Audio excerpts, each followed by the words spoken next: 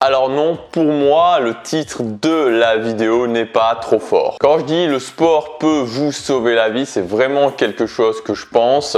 D'ailleurs, quand j'ai commencé ma démarche pour améliorer ma vie, c'est exactement par le sport que j'ai commencé. C'est la première chose vraiment que j'ai changé, c'est la première habitude quelque part que j'ai mise en place, même si à l'époque j'avais pas du tout conscience de la notion de mettre en place des habitudes. La première chose justement que je voudrais vous dire au niveau du sport, c'est qu'il n'y a pas de barrière entre d'un côté les gens qui font du sport et d'un autre côté les gens qui ne font pas de sport. C'est-à-dire que c'est pas à la naissance on décide toi tu seras sportif, tu seras pas sportif, tu seras sportif, tu seras sportif, tu seras pas sportif. Non, ça fonctionne pas comme ça. Moi j'ai pas fait de sport pendant 20 ans, je m'y suis mis.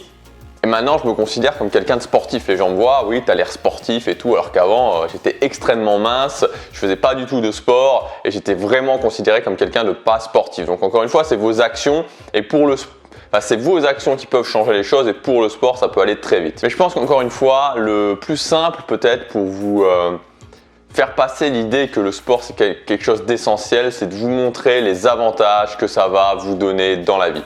Le premier avantage, c'est tout simplement l'énergie. Hier, j'ai fait une vidéo complète sur l'énergie, mais il n'y a rien de mieux que le sport pour avoir de l'énergie au quotidien, pour être dans le mouvement. Si vous vous intégrez de faire du sport plusieurs fois par semaine, croyez-moi, votre niveau d'énergie, il va exploser. Vous vous sentirez plus en forme que jamais. Le sport, c'est vraiment l'un des ingrédients essentiels pour avoir un haut niveau d'énergie. Vous regardez tous les gens qui ont des hauts niveaux d'énergie, c'est toujours des gens qui font du sport de toute façon. Deuxième point, ça va être l'image. Alors oui, le sport, ça va largement améliorer votre image, ça va amener votre corps quelque part qui est une pièce essentielle de votre physique vers là où vous voulez, vers l'image que vous souhaitez lui donner. Et il y a beaucoup de gens qui disent que finalement il ne faut pas trop se concentrer là-dessus, c'est pas extrêmement important, il vaut mieux travailler des choses comme la confiance en soi.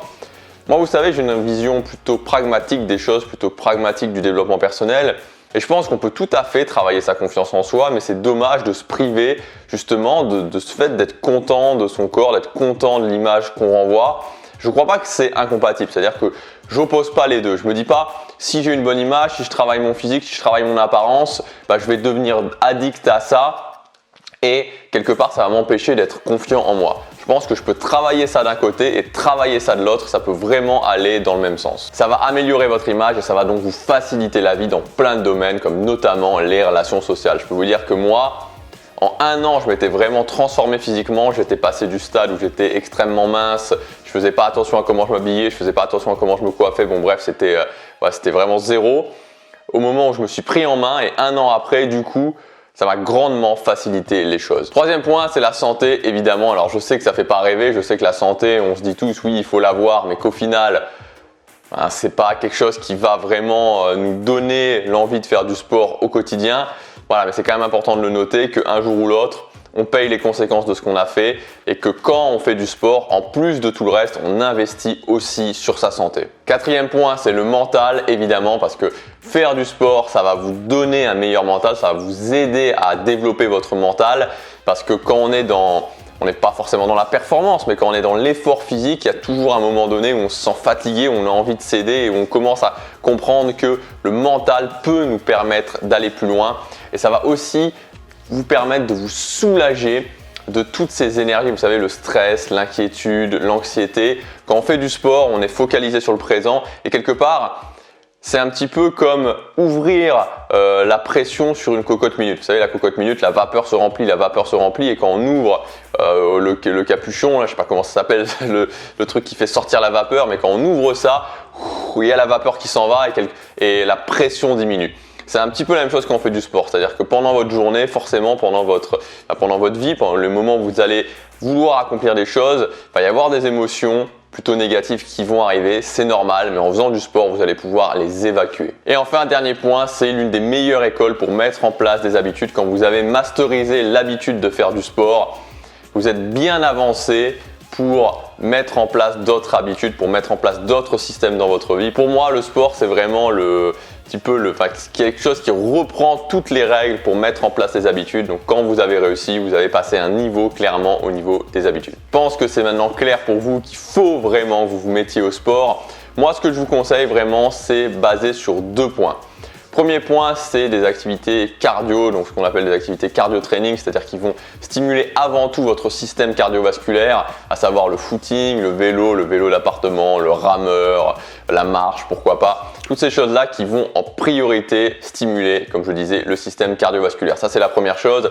C'est quelque chose qui aide beaucoup justement à éliminer les énergies négatives, on se sent vraiment bien après, ça permet aussi de contrôler son poids, ça permet de rester en forme, c'est important. Et en général, on fait tout ça quand on commence le sport, c'est-à-dire qu'on va tous se mettre à faire ce genre de choses. Maintenant, le deuxième axe sur lequel pour moi il est important de travailler, c'est la stimulation de la masse musculaire.